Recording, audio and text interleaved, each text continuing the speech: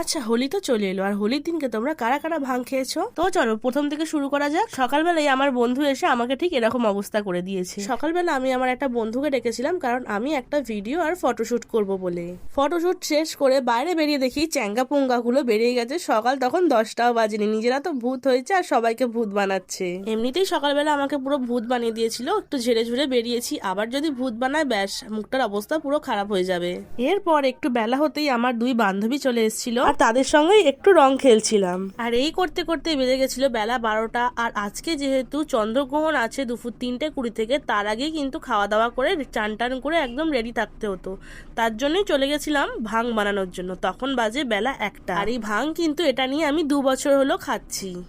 আগেরবারও খেয়েছিলাম কিন্তু খুব একটা ভালো লাগেনি, আর এবারেও খেয়েছি মোটামুটি। আমার এটা খুব একটা ভালো লাগে না, মোটামুটি একটা হালকা তেতো তেতো ভাব থাকে, কেন জানি না এই তেতো ভাবটা থাকে, হয়তো এই পাতাটার জন্য হতে পারে। আর আমরা তো এই তেতো ভাবটা যাতে না থাকে তার জন্য কিন্তু 2 বাক্স আমরা আইসক্রিম মিশিয়েছিলাম এর সাথে। আইসক্রিম ভাঙে দেওয়ার পর আইসক্রিমের প্যাকেটটাকেও কিন্তু আমরা কেউ ছাড়িনি, আমরা সবাই আইসক্রিমের প্যাকেট নিয়ে চাঁটাচাটি করতে বসে গেছি যে আইসক্রিমের প্যাকেটের মধ্যে কে কতটা আইসক্রিম খেতে পারে দেখা যাবে। আর এই আইসক্রিমের প্যাকেট টানাটানি করতে গিয়ে লেগে গেল মারপিট।